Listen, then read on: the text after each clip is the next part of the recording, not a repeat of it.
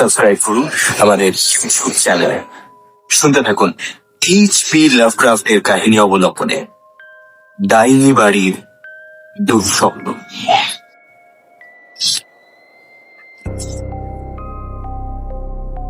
ধরুন এখন বাজে রাত 11টা। আপনি আপনার নরম বিছানায় আরাম করে শুয়ে অন্ধকারের মধ্যে একটা গল্প শুনছেন। ডাইনি নিয়ে আপনার আগ্রহ আছে, তাই গল্পের নামে ডাইনি দেখে সে গল্পটা আপনি চালিয়ে দিলেন। আচ্ছা, ডাইনি, ভূত, প্রেত এসবের গল্প আপনি এখন শুনতে কেন ভালোবাসেন বলুন তো? কারণ ওই যে আপনি এখন আপনার ঘরে শুয়ে আছেন। আপনি জানেন এর থেকে বেশি নিরাপদ আর কোথাও থাকতে পারেন না আপনি। গল্পে যাই হোক না কেন তার আজ আপনার গায়ে লাগা সম্ভব নয়।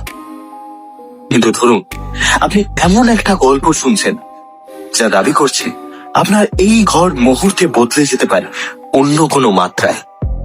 কিছু বিশেষ জ্যামিতিক নকশা, আকাশে কিছু তারার অবস্থান এবং কিছু নিষিদ্ধ মন্ত্রোচ্চারণ আপনার পারিপার্শ্বিক বদলে দিতে পারে। চোখ খুলে আপনি দেখতে পারেন আপনি দাঁড়িয়ে আছেন নিরাপদের ঠিক উল্টো দিকে। আরে না, ইয়ার কি হয়েছে? আপনাকে বিপদে ফেলার কোনো ইচ্ছা আমাদের নেই, তবে আপনাকে ভয় দেখানোর ইচ্ছা 16 আনা আছে।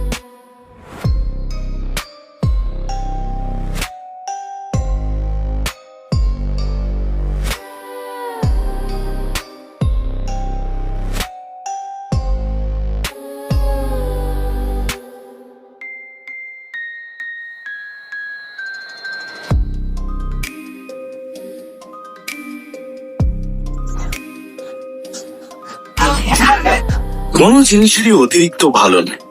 পড়াশোনা তো নয়, সে কথা বাচ্চা ছেলেও জানে, কিন্তু সাধারণ ব্যাপারটাই বুঝতে পারেনি ওয়াল্টার গিলম্যান। বড্ড বেশি ডুবে গিয়েছিল নিজের পাঠ্যক্রমের ভেতর আর তার বাইরে, আর সেটাই ওর কাল হলো শেষ অবধি।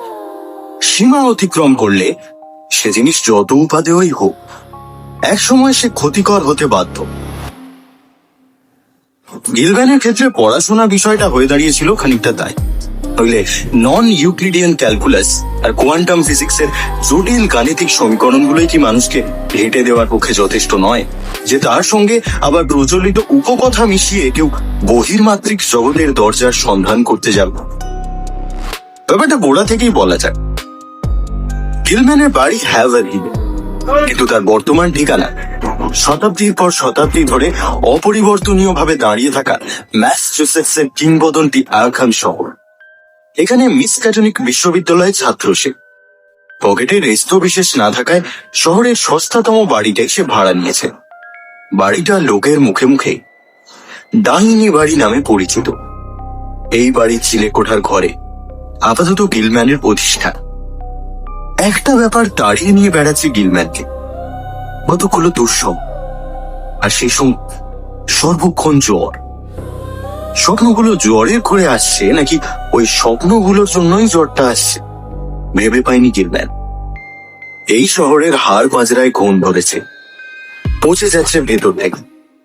বেশ অনুভব করতে পারে সে একটা শতাব্দী প্রাচীন বাড়ির চিলেকোঠার ঘরে ততোধিক পুরনো একটা ছাতা ধরা টেবিল আর একটা ছোটখাটো চেহারার খাপ। এই দুটো আসবাবের মধ্যেই জীবনটা বন্দি তার। এর মধ্যেই রাত দিন পড়াশোনা করত গিলম্যান।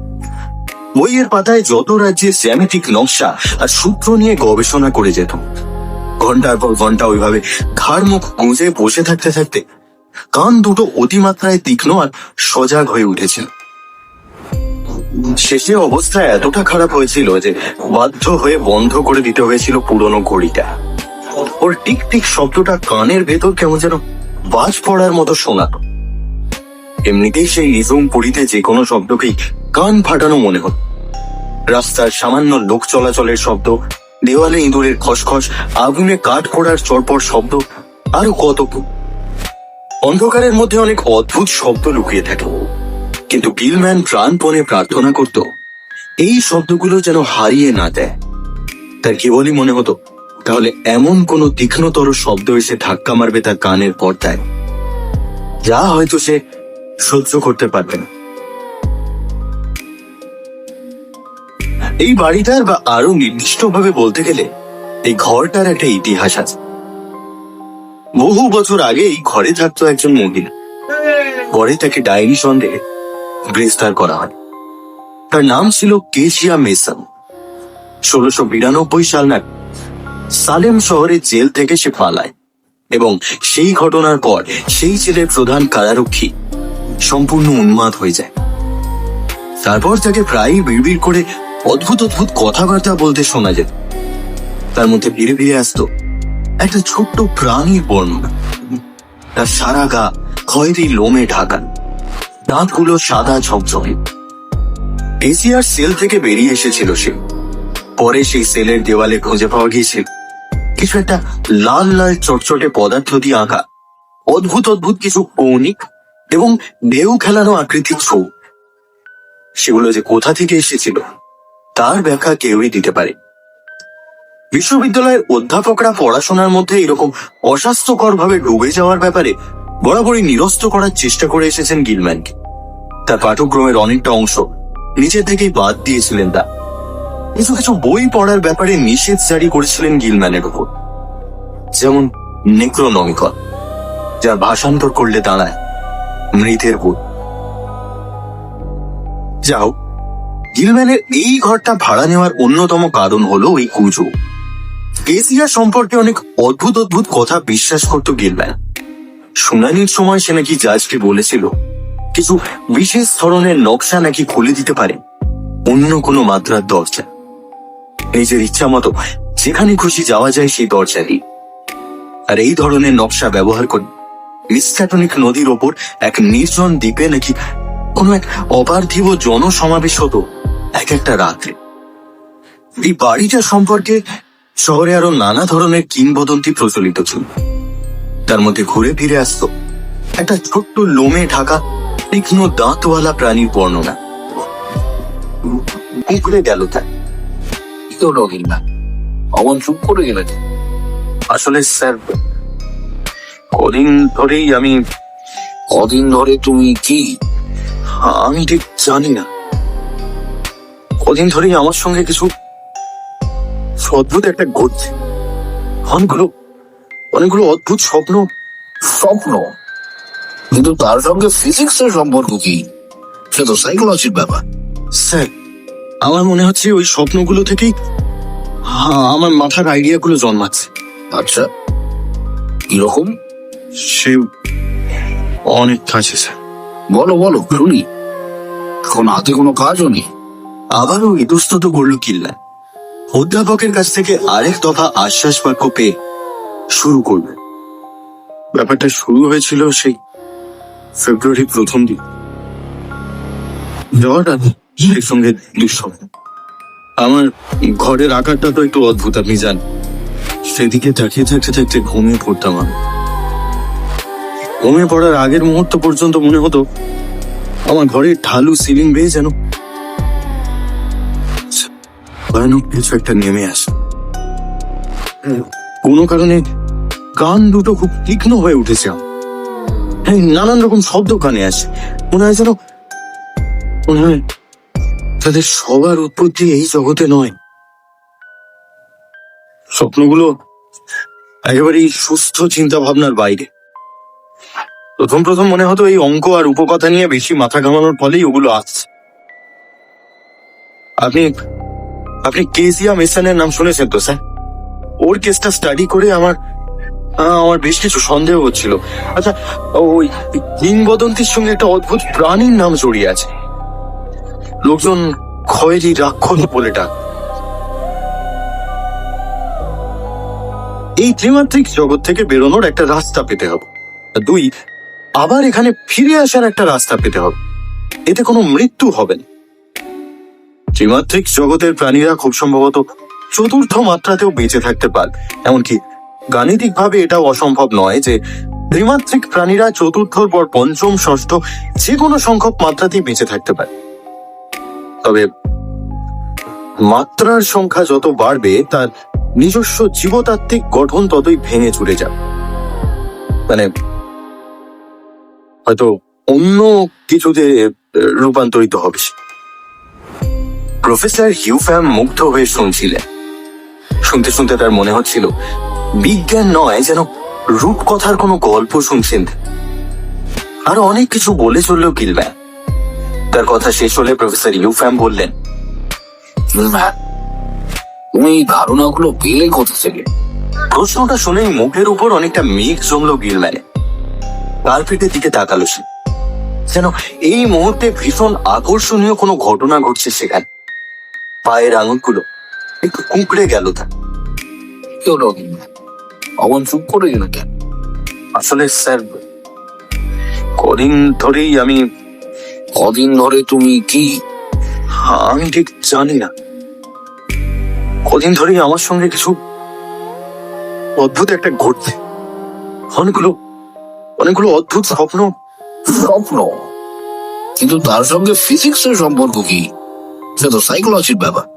স্যার, আমার মনে হচ্ছে ওই স্বপ্নগুলো থেকেই আমার মাথার আইডিয়াগুলো জন্মাচ্ছে। আচ্ছা, কিরকম? সে অনেক কাছে স্যার। বলো বলো, শুনি। এখন হাতে কোনো কাজও নেই। আবারও ইতস্তত করলো গিলম্যান। অধ্যাপকের কাছ থেকে আরেক দফা আশ্বাস বাক্য পেয়ে শুরু করলো।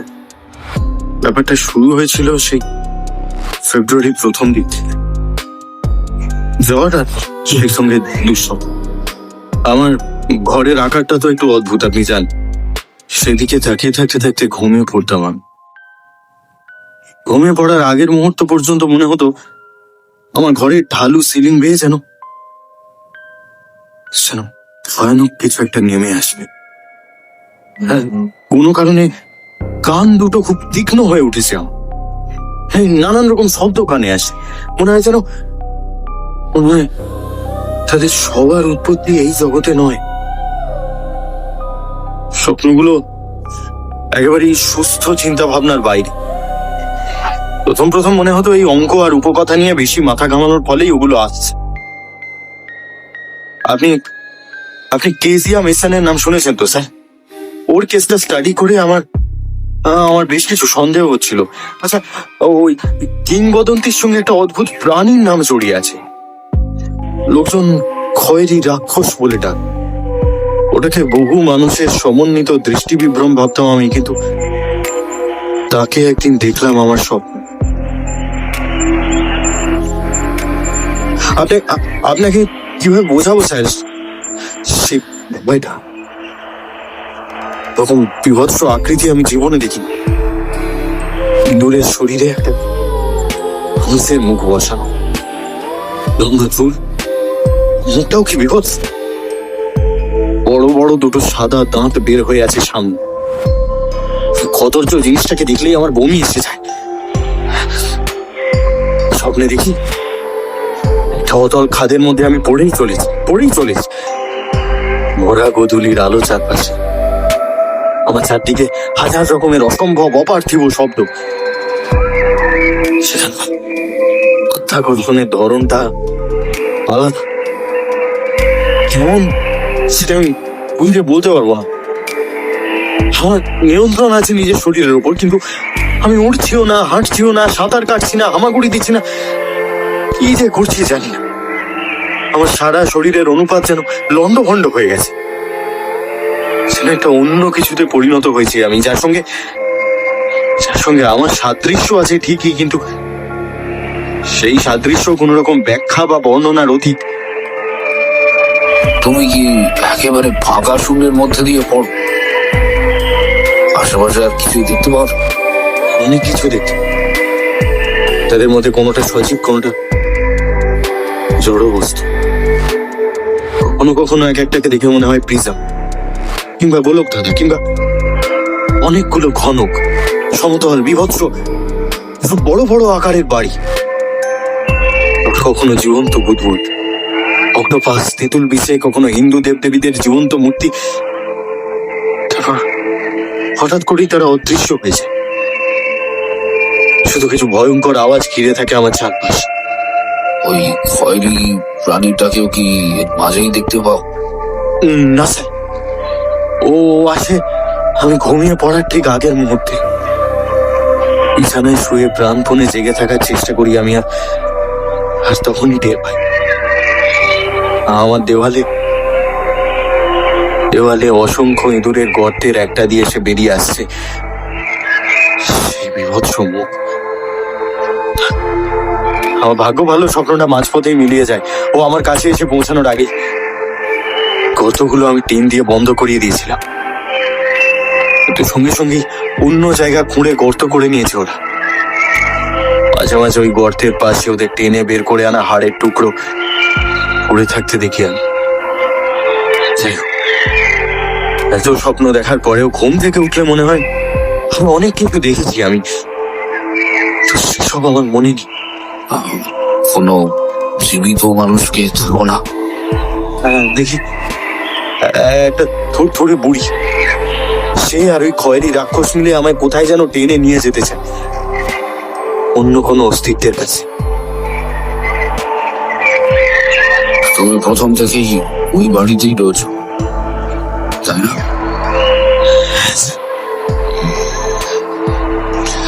আমরা ওই বাড়িটার একটা প্রভাব কাজ করছি তোমার উপর। আকবর এইসব ঘর বিষয়ে পড়াশোনা পারলে এই বাড়িটা ছেড়ে বেরিয়ে এসে দেখবেন। আমার সেটা মনে হচ্ছে স্যার। তবে ওই বাড়ির সঙ্গে আমার সত্তা কেমন মিলমিশ হয়ে গেছে স্যার। কিসের টানে যেন পড়ে আছি ওখানে। স্বপ্ন ছাড়া আর কোনো অস্বাভাবিক ঘটনা ঘটেছে কি? হ্যাঁ, একটা জ্বর সারাক্ষণ গায়ে লেগে থাকে। আমি বলছি তুমি একবার ডাক্তার দেখাও, বড্ড বেশি চাপ নিয়ে ফেলছো মনে হচ্ছে। ডাক্তার দেখাও। হিলম্যান উত্তর দেয় না, বিষণ্ণ ভাবে ছেড়ে বেরিয়ে আসে প্রফেসরের অফিস। এপ্রিলের শুরুর দিকেও জ্বরটা কমে না, বরং নতুন এক উপসর্গ দেখা দেয়। হিলম্যানের ঠিক নিচের তলার বাসিন্দা একদিন অভিযোগ করে ওপরের ফ্লোরে হাঁটা চলার মচমচ শব্দ শুনেছে সে। জুতো পরে কেউ হাঁটলে যেমনটা হয় সেই রকম। পরে আরো অনেকেই করে এই অভিযোগ। হিলম্যান বিশেষ আমল দেয় না। এরকম পুরনো একটা বাড়িতে মানুষ হাজার রকমের ভূতের নৃত্য দেখবে, আর একজন কিছু বিভ্রমের শিকার হলেই সংক্রামক ব্যাধির মতো সেটা ছড়িয়ে পড়ে সকলের মধ্যে। সকালে তার জামা জুতো নিজের জায়গা থেকে নড়েন, কাজেই এসব নিয়ে মাথা ঘামানোর প্রয়োজন নেই। তবে ঘুমিয়ে হাঁটার অভ্যাসটা সম্ভবত হিলম্যানের সত্যিই হয়েছে, এটা নিজেও উপলব্ধি করেছে সে। এই বাড়ির আর একমাত্র ছাত্র আবাসিক ফ্র্যাঙ্ক এলফুড প্রথম লক্ষ্য করে ব্যাপারটা। রাত্রিবেলা পড়াশোনা করতে করতে অবকল সমীকরণ অর্থাৎ ডিফারেন্সিয়াল ইকুয়েশনের মধ্যে একটা সমস্যা এসে আটকে গিয়েছিল সে। তাই হিলম্যানের কাছে এসেছিল সাহায্যের আশায়। দরজাটা ভেজানো ছিল, কিছু না ভেবেই সেটা ঠেলা দিয়ে সে খুলে ফেলে। বেচারা বেশ জটিল সমস্যায় পড়েছি, তাই খানিকটা মরিয়া ভাবেই কাজটা করতে গিয়ে এই বলে মনকে প্রবোধ দেয় যে এই সামান্য ডাকাডাকিতে বিরক্ত হবে না তার সহপাঠী। কিন্তু দরজা খুলে ঢুকে সে দেখে ঘরে কেউ নেই।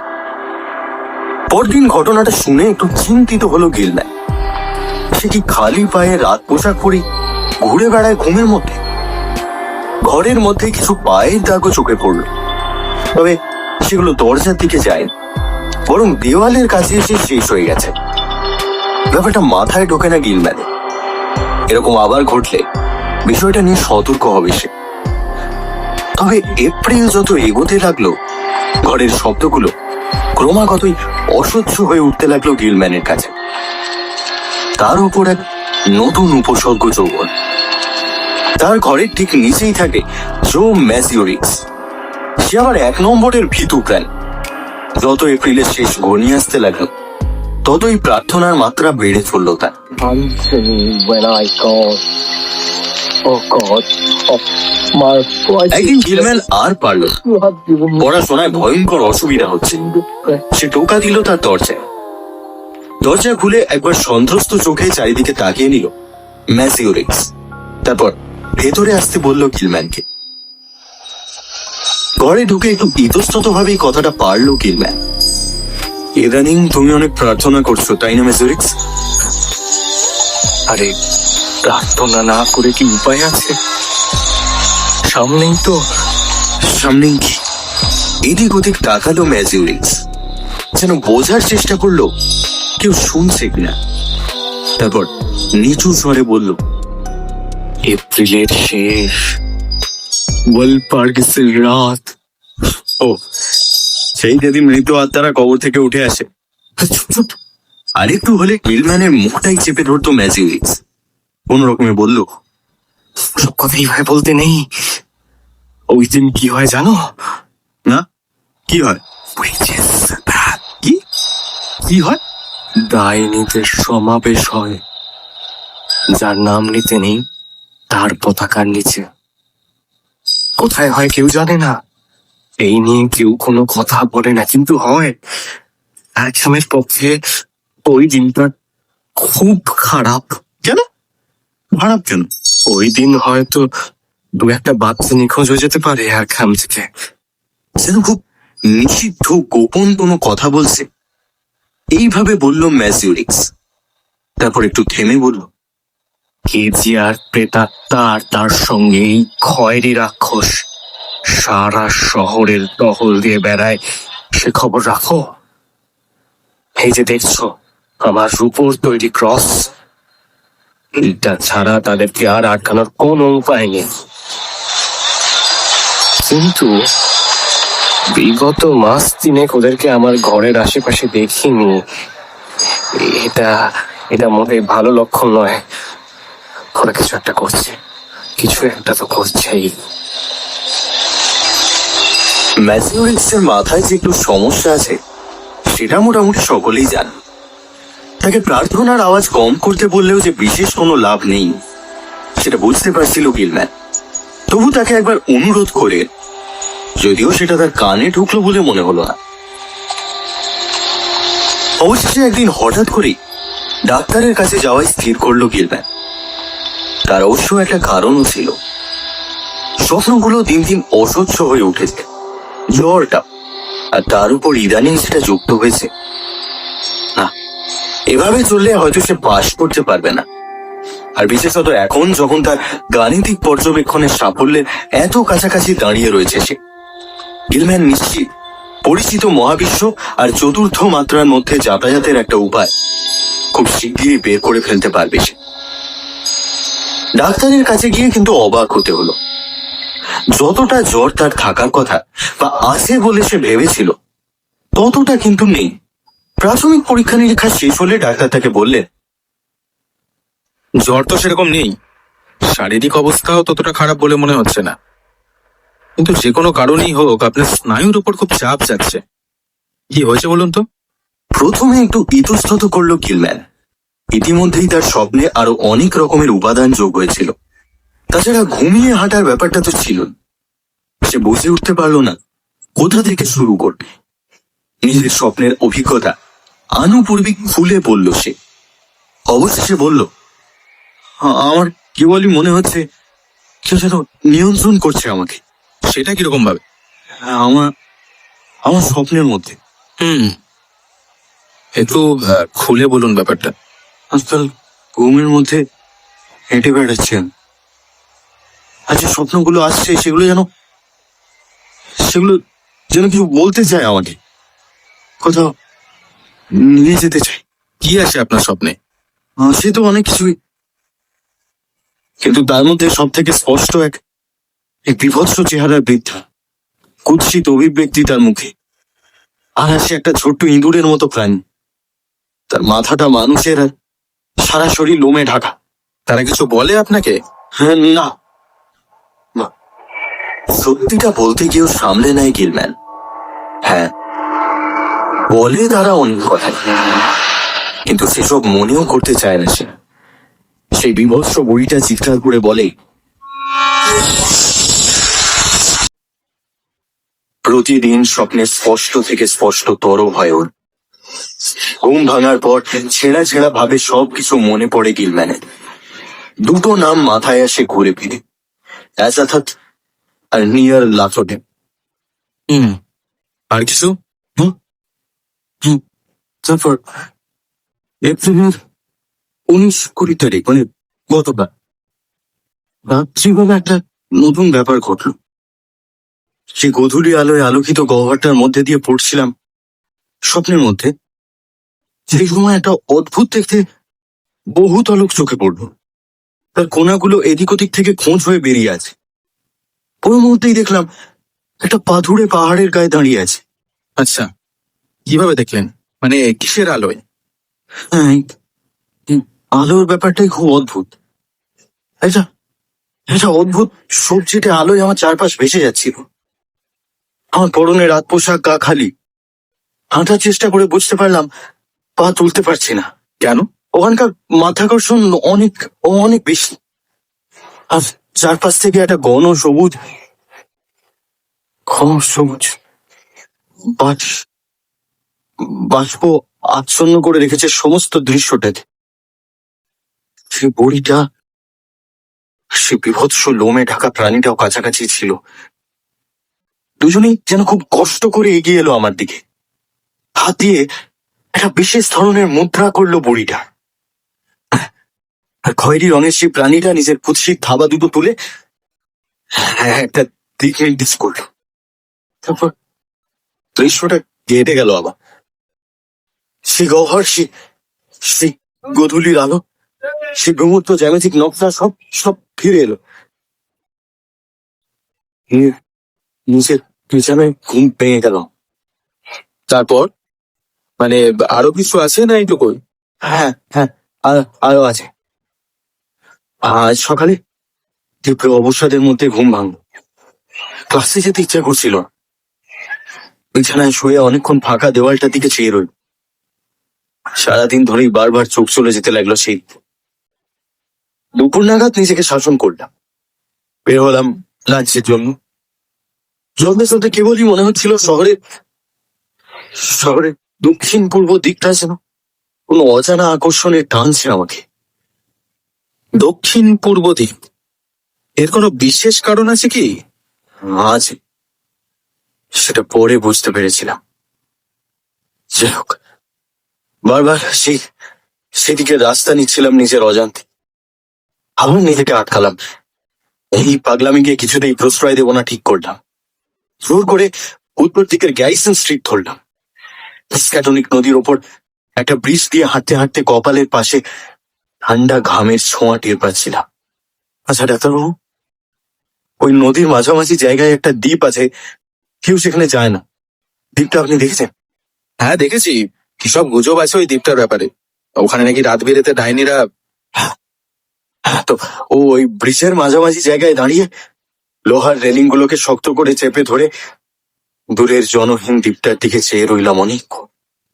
হঠাৎই দ্বীপের লম্বা লম্বা ঝোপঝাড়ের মধ্যে একটা আলোড়ন দেখতে পেলাম। একটা অবয়ব চোখে পড়ছে আমার।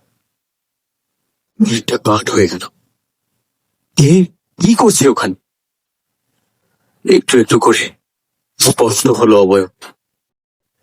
একজন অমুখ মহিলা। এত দূর থেকে স্পষ্ট বোঝা যায় না, কিন্তু ভাবে যেন আমি জানতাম আমার দিকেই স্থির দৃষ্টিতে তাকিয়ে আছে। তার পায়ের কাছের ছোটটাও নড়ছে, যেন খুব ছোটখাটো একটা কিছু অস্থির ভাবে নাড়াচাড়া করছে সেখানে। কোন রকমের ব্রিজ থেকে নেমে বাড়ির পথ ধরল। পথ দিয়ে চলতে চলতে মনে হচ্ছিল একজোড়া জিঘাংসা ভরা তীব্র চোখের চাউনি যেন পিঠের উপর আটকে রয়েছে। তারপরেই কি আমার এখানে আসার সিদ্ধান্ত? হ্যাঁ, তাই বলা যায়। অসহ্য কষ্ট করে সিঁড়িগুলো ভেঙে নিজের ঘরে পৌঁছে খানিক্ষণ চুপচাপ বসে রইলাম। দেশ থেকে আমার এক সহ আবাসিকের একটানা প্রার্থনার আওয়াজ ভেসে আসছিল। পাগল পাগল লাগতে শুরু করেছিল আমার। কোন রকমে আবার নিজের কোট আর টুপিটা টেনে নিয়ে বেরিয়ে পড়লাম। এবার ঠিক করলাম পা দুটো যেখানে টেনে নিয়ে যেতে চাই সেদিকেই যাব। কোত্থেকে আসছে এই গানটা বোঝা দরকার। বুঝতে পারলেন কোত্থেকে আসছে? হ্যাঁ পারলাম, জানেন, সেটা বুঝেই আপনার কাছে আসাটা। তো আমি জানি না আমার কি হয়েছে। কোথা থেকে আসছে সেই টান? আকাশ থেকে। মানে আপনি লেকচার শুনলেন তো? আপনি বলতে চাইছেন আকাশ থেকে একটা টান আপনি অনুভব করছেন আপনার ওপর? বলতে চাইছি নয়, বলছি ডাক্তারবাবু, আমি অনেক ভেবে দেখেছি। ওখান থেকেই যেন অদৃশ্য সুতোয় কেউ টানছে আমাকে। এরকম অদ্ভুত কথা আমি আমার এত বছরের ডাক্তারি জীবনে কোনোদিন শুনিনি। হয়তো আপনার এই কেসটা নিউরোসায়েন্স একটা দিগন্ত খুলে দিতে পারে। একটু খুলে বলুন তো ব্যাপারটা। যে কোনো জায়গা থেকে নয়, আকাশের একটা নির্দিষ্ট বিন্দু থেকে আসে টানটা। কি করে বলতে গেলে বার্ষিকী আর অশ্বপালক নক্ষত্রমণ্ডলীর ঠিক মাঝামাঝি জায়গা থেকে। এরা আকাশে যেভাবে পরিভ্রমণ করে, আমার উপর টানটাও কাজ করে সেই দিক থেকে। আর সারাদিন ধরে সেটা বুঝতে পেরেছি আমি। ইন্টারেস্টিং। এছাড়া আর কোনো উপসর্গ? ওই স্বপ্ন, ঘুমের মধ্যে হাঁটা, এসব। আচ্ছা, আমি বলি কি, আপনি বরং একজন নার্ভের ডাক্তার দেখান। নীরবে মাথা নাড়ে গিলম্যান। তারপর বেরিয়ে আসে ডাক্তারের চেম্বার থেকে। ঘরে ঢোকার মুখে দেখা হয় জো ম্যাসিউইক্সের সঙ্গে। তার জন্য দরজার কাছে অপেক্ষা করছিল লোকটা। সে ঢুকতেই তার দিকে কেমন ভয়ে ভয়ে তাকান। কিছু বলবে? হ্যাঁ, মানে কি ব্যাপার? কাল শহীদ দিবস ছিল জানো তো, আমি একটু দেরি করে ঢুকেছিলাম রাত্রে, মাঝ রাত পার হয়ে গিয়েছিল। বাইরে থেকে তোমার জানলার দিকে তাকিয়ে প্রথমে মনে হয়েছিল ঘরটা অন্ধকার, তারপর মনে হলো ভেতর থেকে যেন খুব হালকা একটা বেগুনি আভা আসছে। বিশ্বাস করো, আমি তখনই চেয়েছিলাম তোমাকে সতর্ক করেছি যে ওটা ডাইনির আলো। আর এখানে সবাই জান তুমি ভাই বিপদে আছো। আমি ছাড়া আরো দুজন দেখেছি এরকম, কিন্তু আমরা প্রথমে ঠিক করেছিলাম তোমাকে কিছু বলবো না, এগুলো নিয়ে কেউ কথা বলে না। কিন্তু তারপর মনে হলো উনি ভদ্র মহিলা এলে গিলম্যানের হাতে জিনিসটা দেখে বললেন, আরে আরে হ্যাঁ তো, এই অদ্ভুত জিনিসটা আজ আমি আপনার ঘর পরিষ্কার করার সময় পেয়েছি। ওই বিছানার উপরেই পড়েছিল, দেখতে বেশ অন্যরকম বলে টেবিলে সাজিয়ে রেখেছিলাম। আপনার ঘরে তো কত রকমের অদ্ভুত জিনিসপত্র ছড়িয়ে ছিটিয়ে থাকে, তাই অতটা আমল দিইনি। কেন, কি কি হয়েছে কি? কোন রকমে একটা দায় সারা উত্তর দিয়ে বেরিয়ে এলো গিলম্যান। তার মাথায় তখন হাজারটা প্রশ্ন ডানা ঝাপটাচ্ছে। ঘুমের মধ্যে কোথায় কোথায় ঘুরে বেড়াইছে। এই ধরনের জিনিস তো অ্যারখামের কোনো মিউজিয়ামেও দেখেছে বলে মনে পড়ছে না। নিশ্চয়ই দেখেছে, এবং ঘুমের মধ্যেই সেটাকে তুলে এনে রেখেছে নিজের কাছে। আর সেই কারণেই ওই স্বপ্নটাও নিজের ব্যাখ্যার মধ্যে যে বিস্তর ফাঁক আছে সেটা ভালোই বুঝতে পারছিল গিলম্যান। কিন্তু কিছু একটা বলে তো মনকে শান্ত রাখতে হবে, নইলে সে সত্যি উন্মাদ হয়ে যায়। না, একজন নার্ভের ডাক্তার দেখাতেই হবে এবার। তবে আপাতত করণীয় হলো এই ঘুমের মধ্যে হাঁটা চলার বিষয়টার উপর নজর রাখা। সেদিন রাতে শুতে যাওয়ার আগে ঘরের বাইরে বেশ খানিকটা ময়দার গুঁড়ো ছড়িয়ে দিল গিলম্যান। এলফুডের দরজার কাছে এসে একটু দাঁড়ালো সে। তার ঘরের ভেতরটা অন্ধকার। নিজের ঘরে ফিরে এলো গিলম্যান। জামা কাপড় ছাড়ার অতি ক্ষমতা ছিল না তার। ক্লান্ত দেহে সে বিছানায় শুয়ে পড়ল। উত্তর দিক থেকে সেই গানটা আবার বেড়ে উঠেছে। তবে এখন মনে হচ্ছে আকাশের একটু নিচু অংশ থেকে আসছে সেটা। আফসি বেগুনি আলো, সেই বিভৎস বৃদ্ধা, সেই খয়েরি রাক্ষস। এবার তাকে ধরে ফেললো তারা, টেনে নিয়ে চললো সেই অতল খাদের গভীরে। তার চারদিকে শূন্যতাটা যেন টকবক করে ফুটছে কিসের আছে। পরক্ষণেই পায়ের নিচে মেঝে অনুভব করলো গিলম্যান। একটা ঘর, কোনো জানলা দরজা নেই। মেঝেটা একদিকে ঢাল, অনেকগুলো বইয়ের তাক বোঝাই বই রাখা। ঠিক মাঝামাঝি জায়গায় একটা টেবিল আর একটা বেঞ্চ। সে বুড়িটা তখনও হাতটা চেপে ধরেছিল, আর টেবিলের ওই প্রান্তে দাঁড়িয়ে ছিল আরেকটা অবয়ব, একটা লম্বা কুচকুচে কালো চেহারা। তবে সাধারণ কালো চামড়ার মানুষের মুখের যে আদল হয়, এর আদলটা সেরকম নয়। তবে সেই মুখে ভাবের লেশ মাত্র নেই। কেবল আঙুল দিয়ে টেবিলের উপর রাখা একটা প্রকাণ্ড আকারের বইয়ের দিকে নির্দেশ করছে সে। বুড়িটা গিলম্যানের হাতে একটা বড় সড়ো ধূসর খাগের কলম গুঁজে দিল। একটু একটু করে ভয়টা সমস্ত শরীরটাকে পাথর করে দিচ্ছিল তার। ব্যাপারটা চূড়ান্ত পর্যায়ে পৌঁছালো যখন সে ছোট্ট ইঁদুরের মতো প্রাণীটা তরতর করে ওর গা বেয়ে উঠে কবজিতে একটা তীব্র কামড় বসিয়ে দিল। ভয়ে ব্যথায় অজ্ঞান হয়ে গেল গিলম্যান। বোধহয় একটু বেশি জোরে চেপে ধরেছিল গিলম্যান। জিনিসটা ফুলে হাতে চলে এলো তার। গিলম্যান খুঁটিয়ে দেখতে লাগলো সেটা। বহুতল বিশিষ্ট, কোনাগুলো কাঁটার মতো তীক্ষ্ণ হয়ে বেরিয়ে রয়েছে। কয়েকটা গোল গোল শক্ত ঢিপির মতো জিনিস উঁচু হয়ে আছে এখানে সেখানে। সেটার দিকে অবাক হয়ে তাকিয়েছিল গিলম্যান। আচমকাই অন্য কারো উপস্থিতি টের পেয়ে পেছন ফিরল। সেই বুড়ি আর ছোট্ট পশমে ঢাকা বিভৎস প্রাণী, সঙ্গে আরো 3 জন আছে। তাদের শরীরের ওপরের অংশটা মানুষের মতো, কিন্তু তাদের পা গুলো মাকড়সার পায়ের মতো, অসংখ্য সুঁড়ওয়ালা। তরতর করে এগিয়ে আসছিল গিলম্যানের দিকে। একটা অবর্ণনীয় অনুভূতি একটু একটু করে গলাটা চেপে ধরেছিল গিলম্যান। সে চিৎকার করতে চাইলো, কিন্তু নিজের স্বর খুঁজে পেল না। এই সময় ঘুমটা হঠাৎ করে ভেঙে গেল। ঘামতে ঘামতে নিজের ঘরে উঠে বসলো গিলম্যান। উঠি মনে হলো এখান থেকে বেরিয়ে যেতে হবে এক্ষুন। কোথায় যাবে সে জানে না, কিন্তু কোথাও একটা চলে যেতে হলো। কোন রকমের জামা কাপড় পরে বেরিয়ে গেল সে। দক্ষিণ পূর্ব দিকে সেই টানটা আর নেই, তার বদলে এখন সেটা আসছে উত্তর দিক থেকে। অনির্দিষ্ট ভাবে পথে পথে ঘুরে বেড়াতে লাগলো গিলম্যান। অবশেষে এক সময় হাঁটতে হাঁটতে সে নিজেকে আবিষ্কার করলো শহরের সীমানার বাইরে, আরখান সংলগ্ন পরিত্যক্ত শহর এমস মাউথের সীমানা। এদিকটায় কেউ বিশেষ আসতে চায় না। চারদিকে তাকিয়ে শুধু জলা জমি আর ঝোপঝাড় ছাড়া কিচ্ছু চোখে পড়ে না। আবার ফিরে এলো গিলম্যান। একটা কফি শপে গিয়ে একটু কফি খেলো, তারপর একটা লাইব্রেরিতে ঢুকে কিছুক্ষণ অনির্দিষ্টভাবে ম্যাগাজিনে পাতা ওল্টা। মাঝে একজন বন্ধুর সঙ্গে দেখা হলো। সে বলল গিলম্যানের চেহারাটা নাকি অসম্ভব রোদে পোড়া লাগছে।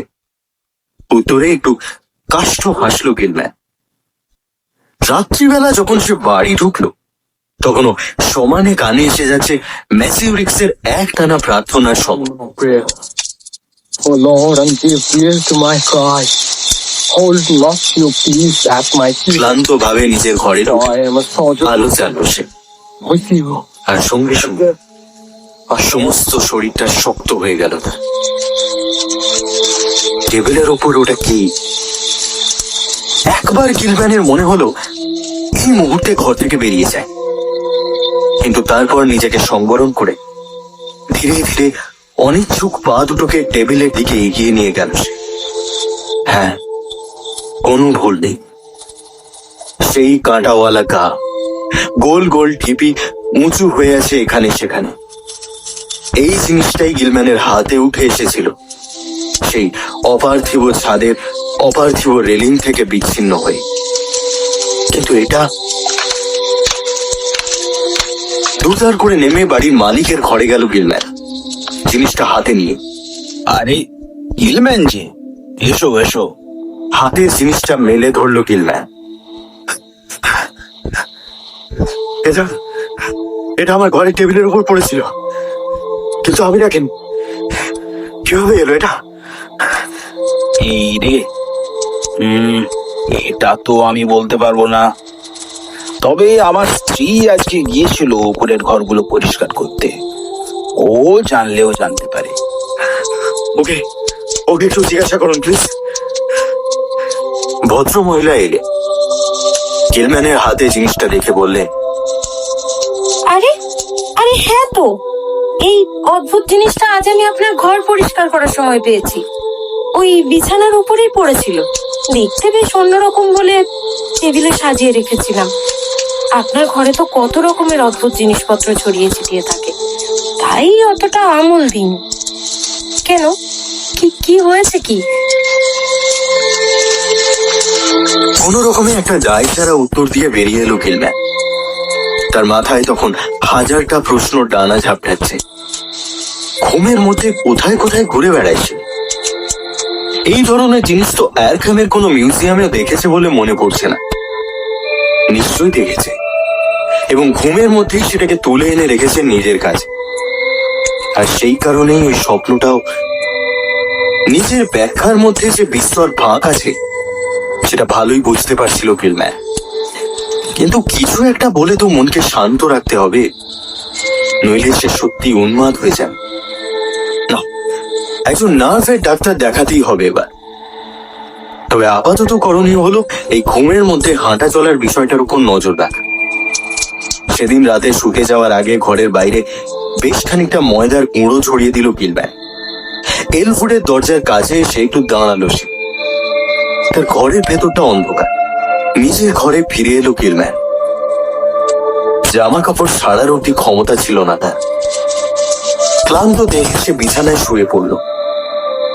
উত্তর দিক থেকে সেই গানটা আবার বেড়ে উঠেছে। তবে এখন মনে হচ্ছে আকাশের একটু নিচু অংশ থেকে আসছে সেটা। আবার সেই বেগুনি আলো, সেই বিভৎস বৃদ্ধা, সেই খয়েরি রাক্ষস। এবার তাকে ধরে ফেললো তারা, টেনে নিয়ে চললো সেই অতল খাদের গভীরে, যার চারদিকে শূন্যতাটা যেন টকবক করে ফুটছে কিসের আঁচে। পরক্ষণেই পায়ের নিচে মেঝে অনুভব করলো কিলম্যান। একটা ঘর, কোনো জানলা দরজা নেই। মেঝেটা একদিকে ঢাল, অনেকগুলো বইয়ের তাক বোঝাই বই রাখা। ঠিক মাঝামাঝি জায়গায় একটা টেবিল আর একটা বেঞ্চ। সেই বুড়িটা তখনও হাতটা চেপে ধরেছিল, আর টেবিলের ওই প্রান্তে দাঁড়িয়েছিল আরেকটা অবয়ব, একটা লম্বা কুচকুচে কালো চেহারা। তবে সাধারণ কালো চামড়ার মানুষের মুখের যে আদল হয়, এর আদলটা সেরকম নয়। তবে সেই মুখে ভাবের লেশ মাত্র নেই। কেবল আঙুল দিয়ে টেবিলের উপর রাখা একটা প্রকাণ্ড আকারের বইয়ের দিকে নির্দেশ করছে সে। বুড়িটা কিলম্যানের হাতে একটা বড় সড়ো ধূসর খাগের কলম গুঁজে দিল।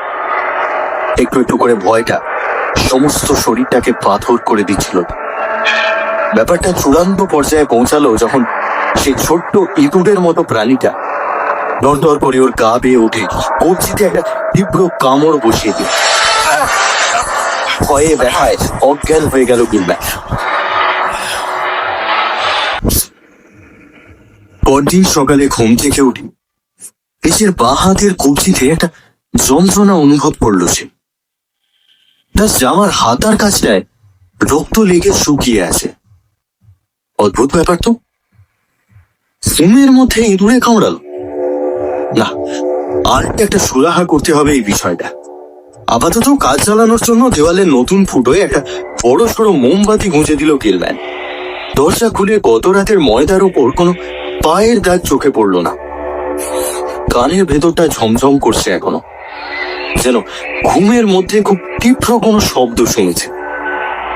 স্নান করতে করতে গত রাতে দেখা স্বপ্নটা মনে করার চেষ্টা করলো কিলম্যান, কিন্তু সব কেমন ঘেঁটে গিয়েছে। দেখা, শোনা, স্পর্শ করা যেন একটা অনুভূতি আরেকটা থেকে আলাদা করা যায় না, যেন সবটা মিলিয়ে একটা প্রকাণ্ড ধাঁধা ছাড়া কিছু নয়। নেক্রোনমিকন বইয়ে অ্যাজাথাতের বিষয় পড়তে গিয়ে মাথাটা গুলিয়েছে। ভাবলো কিলম্যান, অ্যাজাথাত হচ্ছেন সমস্ত স্থান এবং কালের দেবতা, মহাবিশ্বের কেন্দ্রে যেখান থেকে সব কিছুর উৎপত্তি। সেখানে একটা কালো সিংহাসনে বসে নিজের সাম্রাজ্য চালান তিনি। হাতের ক্ষতটা ধুতে খুব ছোট্ট দুটো দাঁতের দাগ দেখা গেল। একটা অদ্ভুত ব্যাপার ভাবিয়ে তুলল কিলম্যান। তার হাত থেকে রক্ত বেরিয়েছে ঠিকই, কিন্তু তন্ন তন্ন করে খুঁজেও বিছানায় এক ফোঁটা রক্ত দেখতে পায়নি সে। তাহলে কি ঘুমের ঘরে ঘরের মধ্যেই হাঁটছিল কিলম্যান? অন্য কোথাও কামড়েছে এই রূপটা? কাল থেকে ঘরেও ময়দা ছড়িয়ে রাখতে হবে। এলফুডের সঙ্গেও একবার কথা বললে ভালো। আজ সকাল থেকে সেই অদ্ভুত টানটা মিলিয়ে গেছে। তার জায়গা নিয়ে সে একটা তাড়না, এই জায়গাটা ছেড়ে উড়ে যাওয়ার তাড়না। কিন্তু কোথায় যে যেতে চাইছে সে তা নিজেই বুঝতে পারছে না।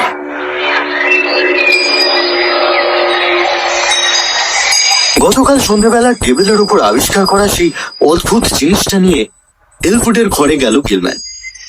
ম্যাসিউরিক্সের ঘর থেকে ভেসে আসছে Oh Lord, একটানা মন্ত্রোচ্চারণের স্বর। possible time, God, in the abundance of your কোন রকমে গান দুটো চাপা দিয়ে এগোলো সে। Lord, I'm এলফুড ঘরেই ছিল, going faithful. যেন একটু ছটফট করে বেড়াচ্ছিল মনে হয়। ব্রেকফাস্টের আগে একটু সময় ছিল, তাই কথাটা পারলো গিলম্যান। তুমি কি একটু সময় হবে? আরে হ্যাঁ হ্যাঁ, বলো না।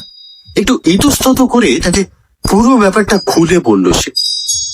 সব শুনে চিন্তিত মুখে এলফুড বলল, তুমি যা বলছো সে তো সাংঘাতিক ব্যাপার, এটা নিয়ে একটু বলতে হবে। কিন্তু তার আগে বলো তো, তোমার এই গায়ের রংটা এরকম তামাটে হয়ে গেল কি করে? চোখের গোলে কালি টানা হয় তাও বুঝলাম, কিন্তু রোগাও হয়ে গেছে মনে হচ্ছে। ব্যাপারটা কিন্তু খুব সিরিয়াস হয়ে গেছে। আচ্ছা তুমি কখনো এই করিডোরে আমাকে আমাকে ঘুমের মধ্যে হেঁটে বেড়াতে দেখেছো? না তো। আচ্ছা, এই জিনিসটা মন দিয়ে দেখো তো, বলে হাতের জিনিসটা তুলে ধরলো গিলম্যান। কিছু বুঝতে পারছো এটা দেখে? এলফুড জিনিসটা খুঁটিয়ে দেখলো। না, কি জিনিস এটা?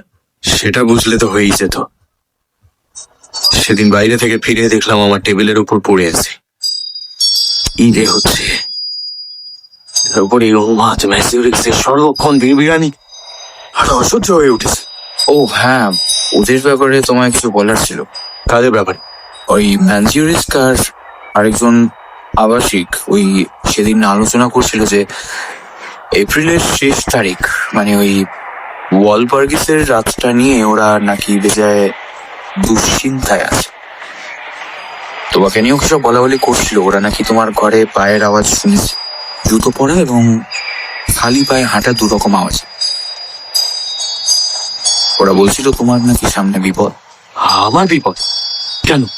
তা তো জানি না ভাই, তবে শুনলাম ওরা তোমার ঘরের চাবির ফুটো দিয়ে উঁকি মেরে কিসব বেগুনি আলো টালো জ্বলতে দেখেছে। পিস করে অনেক কথাবার্তাও শুনেছে নাকি। এইসব শুনতে শুনতে অনেকগুলো কথা মনে মনে স্থির করে নিল গিলম্যান। প্রথমত তাকে যত তাড়াতাড়ি সম্ভব একজন নার্ভের ডাক্তার দেখাতে হবে। তার আগেই এই অদ্ভুত কাঁটাওয়ালা জিনিসটা ইউনিভার্সিটির প্রফেসরদের দেখিয়ে এই আশ্চর্য ব্যাপারটার একটা হদিশ পাওয়ার চেষ্টা করা দরকার। আর বাড়িওয়ালাকে বলে ইঁদুর মারার বিষের বন্দোবস্ত করতে হবে, এবং সবার আগে রাতে একা শোয়াটা ছাড়তে হবে। নিচে এলফুডের ঘরে ঘুমোবে গিলম্যান। জিনিসটা অবশ্য কোনো প্রফেসরকে দেখিয়েই কোনো লাভ হলো না, কেউই চিনতে পারলো না সেটা। গিলম্যান বলেছিল শহরের একটা ডাস্টবিন থেকে জিনিসটা কুড়িয়ে পেয়েছে সে। তবে রাত্রিটা এলফুডের ঘরে কাটানো বহুদিন বাদে একটা স্বপ্নহীন ঘুম বল। যদিও জ্বর জ্বর ভাবটা তখনও রয়েছে, আর ম্যাসিউরিক্সের ক্রমাগত প্রার্থনার আওয়াজ স্নায়ুর উপর বেশ চাপ সৃষ্টি করছে। When my life was fainting away, I remembered the Lord, and my prayer came to you into your holy temple. Therefore, I tell you, whatever you ask in prayer, believe that you have received it and it will be yours. যাই হোক, অন্য বাসিন্দাদের অভিযোগ কিন্তু কমলো না। তারা এখনো গিলম্যানের ফাঁকা ঘর থেকে পায়ের আওয়াজ পায়, ফিসফাস শব্দ শুনতে পায়। ম্যাসিউরিক্স তো একদিন এসে হাতে একটা ক্রসই গুঁজে দিয়ে গেল। এই কাঁটাওয়ালা রেলিং এর টুকরোটার একটা ছোট্ট অংশ পাঠানো হলো রাসায়নিক গঠন পরীক্ষা করার জন্য। তাতে যা পাওয়া গেল, প্রফেসর এডিরই তাতে চক্ষু চড়ক গাছ। প্ল্যাটিনাম, লোহা, টেলিউরিয়াম, এছাড়াও আরো অন্তত 3টে মৌল যাদের পারমাণবিক গুরুত্ব অনেক বেশি, এবং তারা পর্যায় সারণীর ফাঁকা জায়গাগুলোতে কোথাও বসছে না। 27 এপ্রিল সকালবেলা গিলম্যানের নতুন ঘরের দেওয়ালে একটা ইঁদুরের গর্ত দেখা গেল। টিন দিয়ে বন্ধ করা হলো সেটা, কিন্তু তাতে খচখচ শব্দটা কমলো না। অস্বস্তির ভাবটা একটু একটু করে আবার চেপে ধরছিল গিলম্যানকে। পরদিন দুজনেই খুব ক্লান্ত ছিল। বিছানায় শুলে যে ঘুমিয়ে পড়বে সেটা বুঝতে পারছিল ওরা, কিন্তু নিজেদের মধ্যে বকবক করে যাচ্ছিল। এলউড বলছিল, তোমার এই অঙ্ক নিয়ে পাগলামিটা একটু কমাও। এটা কমালেই দেখবে তোমার সব দুঃস্বপ্ন কোথায় মিলিয়ে গেছে। কমাবো কি বলছো? এই নেশা একবার যার লেগেছে সে জানে কি জিনিস। তুমি জানো কত নতুন নতুন থিওরি মাথায় আছে আমার। একটা জিনিস তো প্রায় প্রমাণ করেই ফেলেছি। কি? এখানকার লোকেদের মুখে মুখে ডাইনিদের সম্পর্কে যেসব প্রচলিত আছে তার সঙ্গে আমার গবেষণার বিষয়ের অদ্ভুত যোগাযোগ রয়েছে, জানো তো? তোমায় আগে বলেছি কি? হ্যাঁ, সেই প্রাচীন জাদুবিদ্যা আসলে ম্যাজিক নয়, বিজ্ঞান।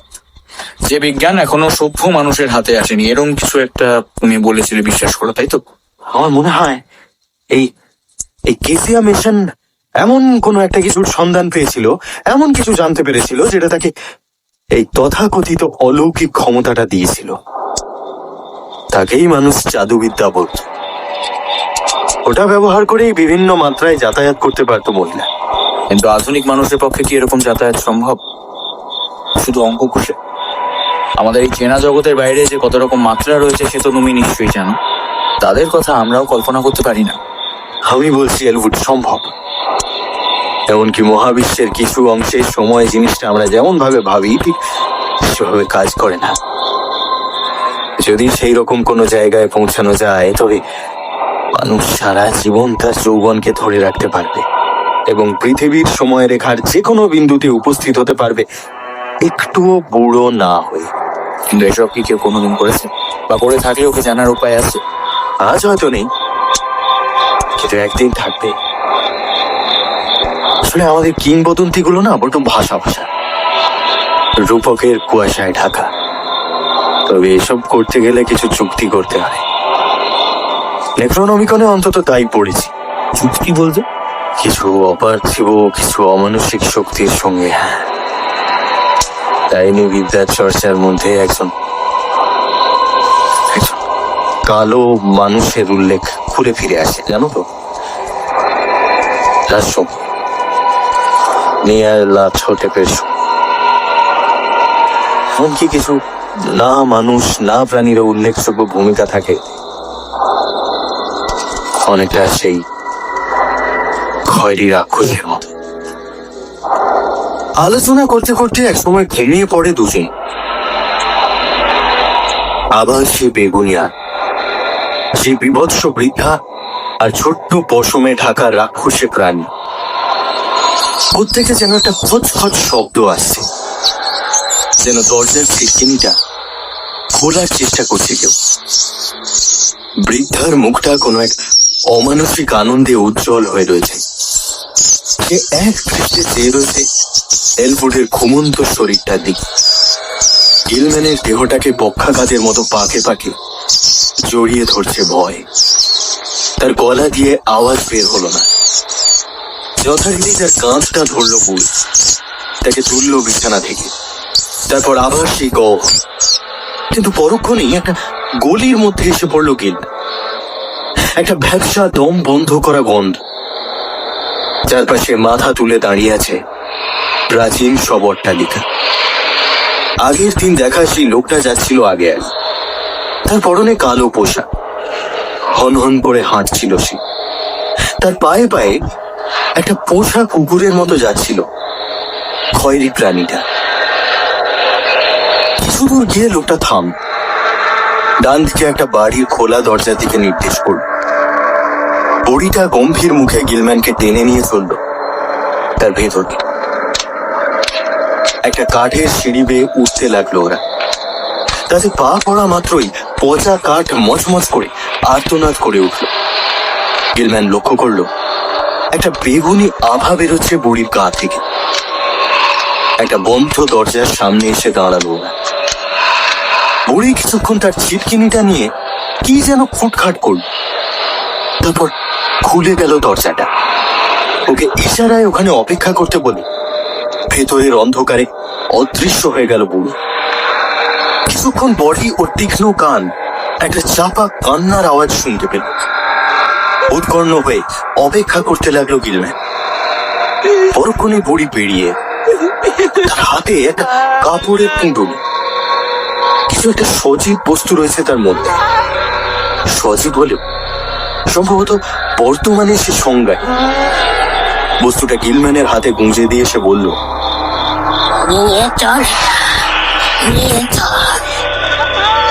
বাইরে অপেক্ষা করছিল সেই কালো লোকটা। ওকে দেখি ওর কথাটা চেপে ধরল। আস্তে আস্তে জ্ঞান হারাচ্ছিল গিলম্যান। কানে আসছিল শুধু এক টানা ইঁদুরের কি যাও।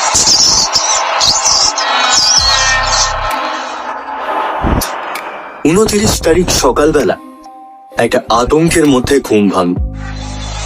আবার নিজের পুরনো ঘরে ফিরে এসেছে গিলম্যান। নিজের অগোছালো বিছানার উপর শুয়ে আছে, হাত পা ছড়িয়ে। গলায় প্রচন্ড ব্যথা, পাজামার নিচের দিকটায় কাদা লেগে শুকিয়ে আছে। আবার ঘুমের মধ্যে হাঁটছিল সে। এলফুডও বুঝতে পারেনি কিছু। সারা মেঝে জুড়ে কাদার দাগ। তবে সবচেয়ে আশ্চর্যের কথা হলো সেই দাগ দরজার কাছাকাছিও যায়নি। কিছু মনে পড়ছিল না গিলম্যান। কোথায় ছিল সে সারা রাত? মেঝেতে আরো এক ধরনের অদ্ভুত গোল গোল দাগ দেখতে পেল সে। সেই গোলটা আবার মাঝখান থেকে দুভাগ করা। ইঁদুরে চলার দাগও চোখে পড়ল। একটা ফুটো থেকে বেরিয়ে অন্য ফুটোয় গিয়ে ঢুকেছে। দরজা খুলে বাইরে বেরিয়েও কোনো কাদা পায়ের চিহ্ন চোখে পড়ল না। কেবল কানে আসছিল নিচের ঘর থেকে প্রার্থনার এক টানা আওয়াজ। এলফুডের ঘরে গিয়ে তাকে জাগিয়ে তুললো গিলম্যান। এলফুড, এলফুড, শুনছো? এলফুড, হ্যাঁ বলো। এত সকাল সকাল কি ব্যাপার? আমি আবার ঘুমের মধ্যে বেরিয়ে গেছিলাম। কথাটা শোনা মাত্রই ঘুম ছুটে গেল এলফুডের। সোজা হয়ে বসলো সে। হ্যাঁ, কি করে বুঝলে? তাকে ঘটনাটা খুলে বলে গিলম্যান। এসে জিজ্ঞেস করলো, কি হচ্ছে বলো তো এগুলো? জানি ভাই। আরে গলায় ওটা কিসের দাগ তোমার? ঘুমের মধ্যে নিজেই নিজের গলা টিপে ধরেছিলে নাকি? নিজের অজান্তেই হাতটা গলায় চলে যায় গিলম্যানের। সেদিকে তাকিয়ে এলফুড বলে, না, তোমার আঙুলের সঙ্গে তৈরি দাগ মিলছে না। হঠাৎ ঘরে এসে ঢুকলো জো ম্যাজিওরিক্স। বেশ ভয়ার্ত গলায় জিজ্ঞেস করলো, কাল গভীর রাতে ওপরের ঘর থেকে কি সব কথাবার্তার আওয়াজ ভেসে আসছিল? তুমি কি কালকে ওই ঘরে ছিলে গিলম্যান? সিঁড়ি দিয়ে কারোর পায়ের আওয়াজ শুনিনি, কিন্তু ওপরের ঘরে শুনেছি স্পষ্ট। আমার ভাই খুব ভয় করছে। বছরের এই সময়টা খুব খারাপ। দিনের বেলাটাও নিরাপদ নয়। যে ক্রসটা দিয়েছি সেটা কিন্তু কখনো খুলবে না। একসঙ্গে এতগুলো কথা বলে সে হাঁপাচ্ছিল। গিলম্যান আর এলফুড মুখ চাওয়াচাওয়ি করলো। গিলম্যান বলল, আর কিছু শুনেছ? সন্ত্রস্ত চোখে চারিদিকে তাকিয়ে, যেন কেউ তাদের লক্ষ্য করছে কিনা দেখে নিয়ে আস্তে আস্তে ম্যাজিওরিক্স বলল, শুনেছি একটা ছোট্ট বাচ্চার দম আটকে আটকে কান্নার আওয়াজ। যন্ত্রের মতো সারাদিন কাজ করলো গিলম্যান। দুপুরের দিকে খবরের কাগজটা হাতে নিতেই দ্বিতীয়বারের জন্য ভয় আর বিস্ময় পাথর হয়ে গেল সে। একটা অপহরণের ঘটনা ঘটেছে শহরের তুলনামূলকভাবে দরিদ্র একটা অঞ্চলে।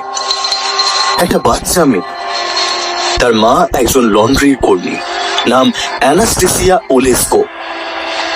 সেই মহিলা নাকি বেশ কিছুদিন ধরেই খয়েরি রাক্ষসটাকে দেখতে পাচ্ছিল তার বাড়ির আশেপাশে। সে সন্দেহ করেছিল যে কিছু একটা খারাপ ঘটনা ঘটতে চলেছে।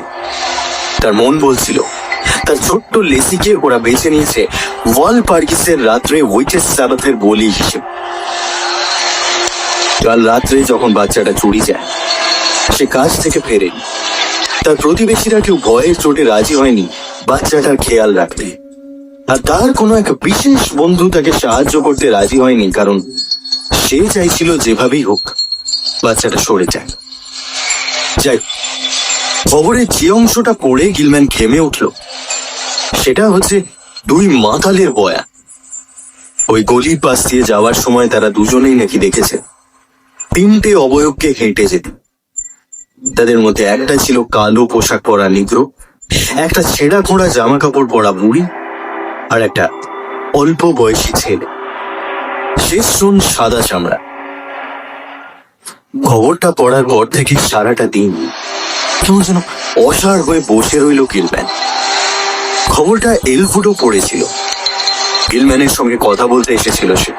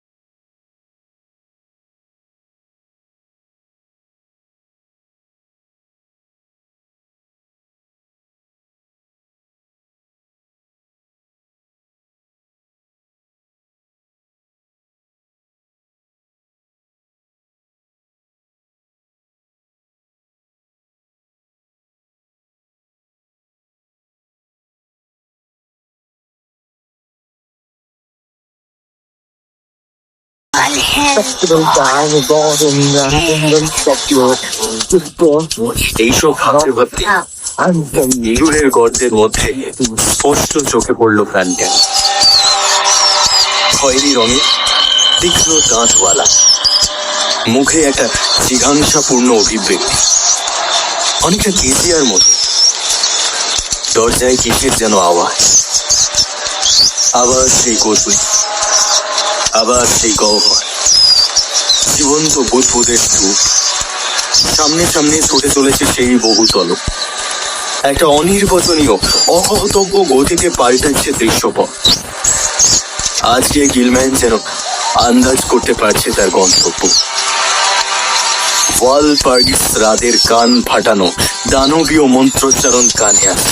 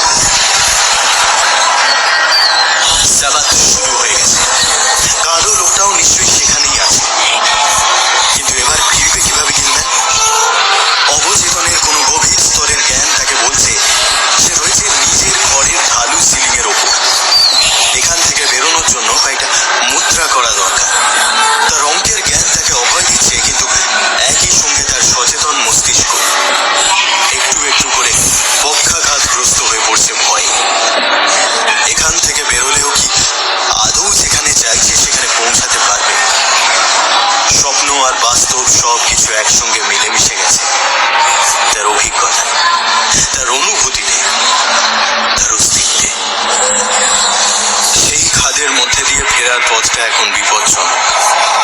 স্যাবাথের কান ফাটানো মন্ত্রোচ্চারণ বধির করে দেবে তাকে।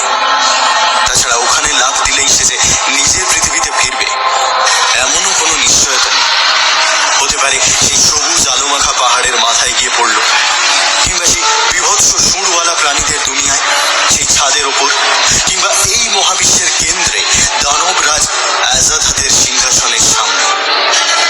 নিজের অবচেতনের প্রবৃত্তিকে কতটা বিশ্বাস করবে কিনা?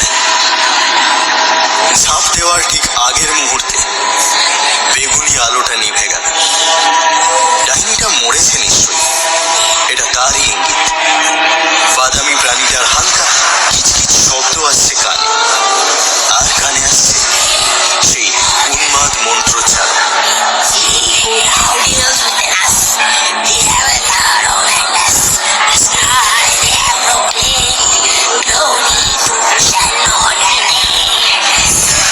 যদিও খুব ক্ষীণ, কিন্তু কোন অসম্ভব উপায় গিলম্যান জানে না। সে স্পষ্ট শুনতে পাচ্ছে তার ধার্মিক সহ আবাসিক জো ম্যাসিউরিক্সের একটানা আকুল প্রাণ।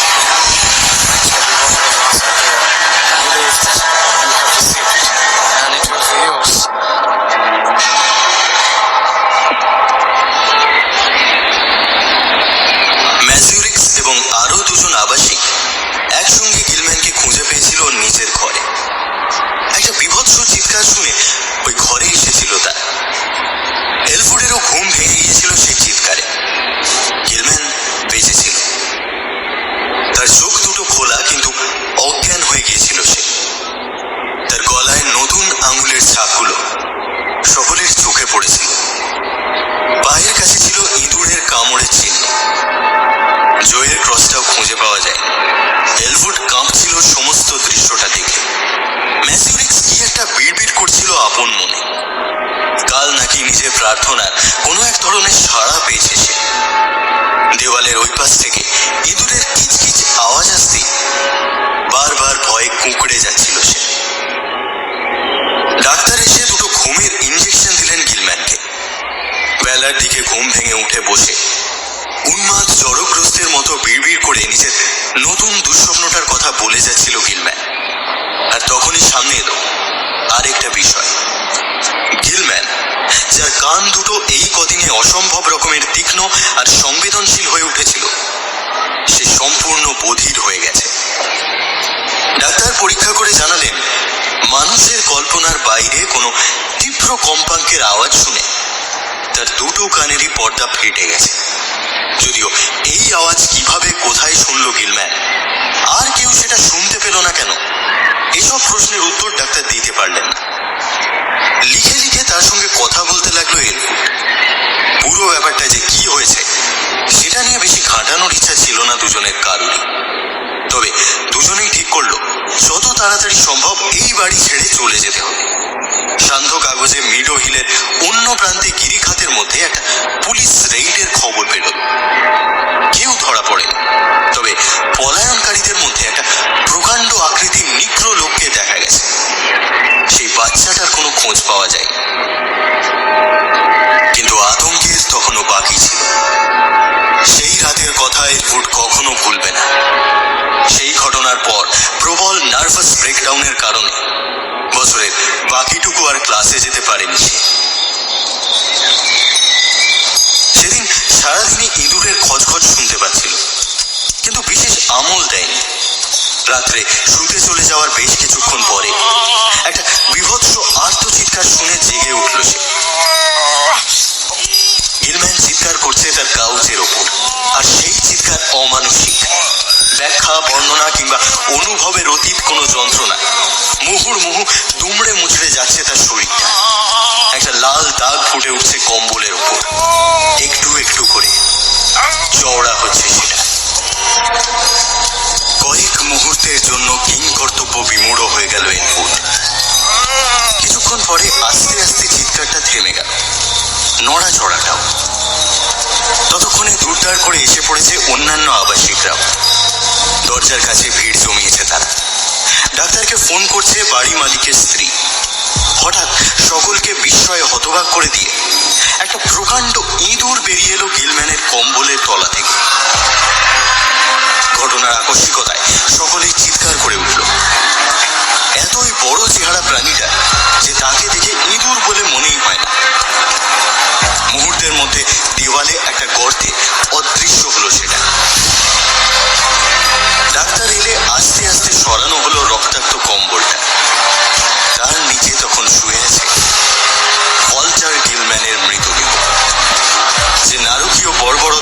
মৃত্যু হয়েছে তার ভাষায় তার বর্ণনা দেওয়া কঠিন। তার শরীরের মধ্যে দিয়ে একটা সুড়ঙ্গ খোঁড়া হয়েছে যেন। তার গোটা হৃৎপিণ্ডটাকে কিছুতে একটা খেয়ে গিয়েছে। বাড়ির মালিক প্রায় পাগল হয়ে গেলেন তার ইঁদুর নিধন যজ্ঞের এই শোচনীয় ব্যর্থতায়। এক সপ্তাহের মধ্যেই সকল আবাসিককে অন্যত্র থাকার বন্দোবস্ত করে দিলেন তিনি। সবচেয়ে সমস্যা হচ্ছিল জো ম্যাজিউরিক্সকে নিয়ে। তাকে সামলে রাখাই যাচ্ছিল না। সে প্রায় সর্বক্ষণ মাতাল হয়ে থাকতো এবং বিড়বিড় করে ভয়ঙ্কর সব কথাবার্তা বলতো। গিলম্যানের কাউচ থেকে ইঁদুরের রক্তমাখা পায়ের ছাপগুলো অনুসরণ করেছিল সে। যেখানে সেটা গর্তের মধ্যে ঢুকে গেছে সেখানে কিছু একটা খুঁজে পেয়েছিল ম্যাজিউরিক্স, এমন কিছু যেটা তাকে আর মানসিকভাবে সুস্থ থাকতে দেয়নি। অন্য দুজন আবাসিকও স্বীকার করেছিল যে সেই পায়ের দাগগুলো মোটেই কোনো ছোট সাধারণ ইঁদুরের পায়ের দাগের মতো ছিল না, বরং তার বেশি মিল ছিল মানুষের হাতের ছাপের সঙ্গে। তবে আকৃতিতে তারা খুবই ছোট। বাড়িটা আর ভাড়া দেওয়া হয়নি। বাড়ির মালিক নিজেও কিছুদিন পর সেটা ছেড়ে উঠে গিয়েছিল অন্য একটা জায়গায়। পুরনো গুজব তো ছিলই, তার উপর এই নতুন নারকীয় ঘটনা বাড়িটাকে পুরোপুরি ব্রাত্য করে তুলল শহরের মানুষের কাছে। তবে ইঁদুর নিধন সম্ভবত সফল হয়েছিল শেষ পর্যন্ত। কিছুদিন পরেই প্রতিবেশীরা একটা বীভৎস দুর্গন্ধ পেতে শুরু করে। স্বাস্থ্যকর্মীরা এসে সেই ওপরের চিলেকোঠার ঘর থেকে অনেক ইঁদুরের মৃতদেহ আবিষ্কার করে। সম্ভবত দেওয়ালের গর্তগুলো থেকে বেরিয়ে এসে ঘরের মধ্যে মরেছিল তারা। তবে জায়গাটা খোঁড়াখুঁড়ি বা জীবাণুমুক্ত করার মধ্যে তারা যেতে চায়নি। তারা অনুমান করেছিল এই গন্ধ বেশি দিন থাকবে না। আর এই অঞ্চলটাও তেমন সম্ভ্রান্ত কিছু নয় যে একটু গন্ধ থাকলে খুব সমস্যা হবে। তবে লোকের মুখে মুখে গুজবের কমতি ছিল না। ওয়ালপার্গিস কিংবা হ্যালোউইনের রাতের পরে ওই বাড়ি থেকে নাকি অদ্ভুত দুর্গন্ধ আসত। গিলম্যানের স্বপ্ন সহ এই গোটা ব্যাপারটার কোনো সন্তোষজনক ব্যাখ্যা পাওয়া যায়। এটা নিয়ে বেশি ভাবতে বসলে পাগল পাগল লাগতো এলউডে। পরের বছর জুন মাসে সে ইউনিভার্সিটি থেকে পাশ করে যায়। ততদিনে সেই টকবগে গুজব অনেকটা শান্ত হয়ে এসেছে। নতুন করে কেসিয়া মেসন বা খয়েরি রাক্ষসের কোনো দেখা মেলেনি। এরপরে একটা ঘটনা ঘটেছিল, যদিও তখন এলউড অ্যারখামে ছিল না। কথাটা লোকমুখে শুনে মনে মনে যথেষ্ট যন্ত্রণা আর অস্বস্তি বোধ করেছিল সে। 1931 সালের মার্চ মাসে একটা ভয়ঙ্কর ঝড়ে ডাইনি বাড়ির ছাদ আর চিমনিগুলো ভেঙে পড়েছিল। সেই শ্যাওলা পড়া কালচে হয়ে যাওয়া ভগ্নপ্রায় ইট আর পচা কাঠের স্তূপ এসে পড়েছিল নিচের তলাগুলোর উপর। চিলেকোঠাটা পরিণত হয়েছিল ধ্বংসস্তূপে। যদিও সেগুলো কেউ ঘাঁটাঘাঁটি করার সাহস পায়নি। ডিসেম্বর মাস নাগাদ কয়েকজন খুবই অনিচ্ছুক মিস্ত্রি যখন বাড়িটা ভেঙে ফেলার কাজ শুরু করলো, তখনই আবার নতুন করে বাতাস লাগলো গুজবের আগুনে। পুলিশ ডাকতে হয়েছিল। ইউনিভার্সিটির কয়েকজন প্রফেসরও এসেছিলেন। চিলেকোঠার ছাদের ভেতর থেকে হাড় পাওয়া গিয়েছিল, যদিও বেশিরভাগই গুঁড়ো গুঁড়ো হয়ে গিয়েছিল। তবে মানুষের হাড় বলে চেনা যায় সেগুলোকে, এবং সেগুলো মোটেই পুরনো নয়, নতুন। কয়েকটা হাড়কে বাচ্চাদের বলেও শনাক্ত করা যায়। পুরনো পচা কাপড়ের টুকরো পাওয়া গিয়েছিল। অনুমান করা হয়েছিল সেগুলো কোনো কুঁজো বৃদ্ধা মহিলার পরনের কাপড়। নতুন পুরনো ইঁদুরের হাড়ও পাওয়া গিয়েছিল। তাদের অনেকগুলোর গায়ে আবার অদ্ভুত ধরনের দাঁতের দাগ ছিল। অনেক জল্পনা আর বিতর্ক উস্কে দিয়েছিল এই ব্যাপারটা। এছাড়া পাওয়া গিয়েছিল অনেক হাতে লেখা বই, নতুন পুরনো দুরকম। যেটুকু বোঝা গিয়েছিল তাতে এটাই অনুমান করা যায় যে বইগুলো ছিল ব্ল্যাক ম্যাজিক সংক্রান্ত। আশ্চর্যের ব্যাপার হলো বইগুলোর মধ্যে হাতের লেখার সাদৃশ্য, অথচ নিশ্চিতভাবেই তাদের অনেকের মধ্যে অন্তত 150 থেকে 200 বছরের ফারাক। আরো অনেক অদ্ভুত দর্শন জিনিস পাওয়া গিয়েছিল। তার মধ্যে একটা মিস ক্যাথলিক ইউনিভার্সিটির প্রফেসরদের খুব কৌতূহলী করেছিল।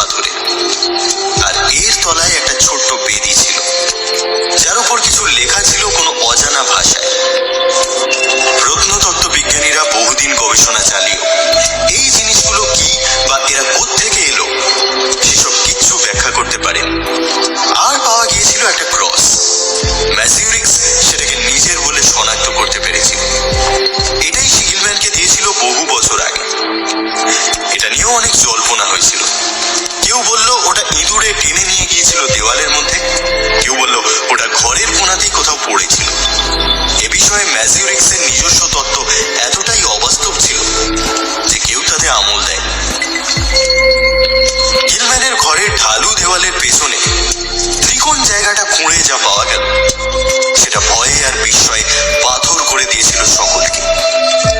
ওইটুকু জায়গার মধ্যে সঞ্চিত ছিল রাশি রাশি শিশুর হাড়।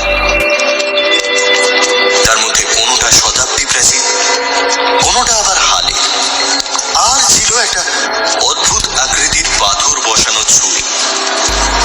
আর এই সব কিছুর মধ্যে পাওয়া গিয়েছিল এমন একটা জিনিস যেটা সম্ভবত সবচেয়ে বেশি সন্ত্রাস, বিহ্বলতা আর গুজবের জন্ম দিয়েছিল একখানে। একটা বিরাট আকৃতির ইঁদুরের কঙ্কাল।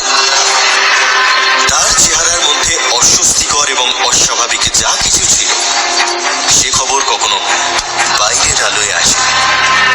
শুধু সেখানকার মিস্ত্রিদের মাঝে মাঝে বলতে শোনা যেত তার মাথার উপর গুচ্ছ গুচ্ছ বাদামি চুলের কথা। আর তার থাবাগুলোর সঙ্গে নাকি ইঁদুরের থেকেও বানরের হাতের সাদৃশ্য ছিল বেশি। হলদে তীক্ষ্ণ দাঁতওয়ালা তার মাথার ছোট্ট খুলিটা ছিল সবচেয়ে বিশদ দৃশ্য।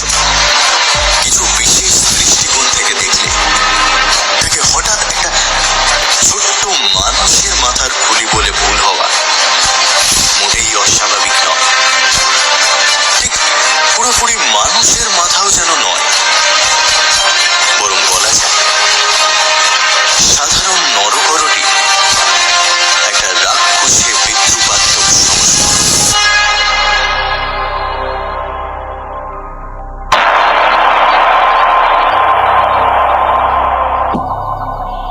এই গল্প থেকে আমরা দুটো ব্যাপার জানতে পারি। এক, অতিরিক্ত পড়াশোনা করে মাথা খারাপ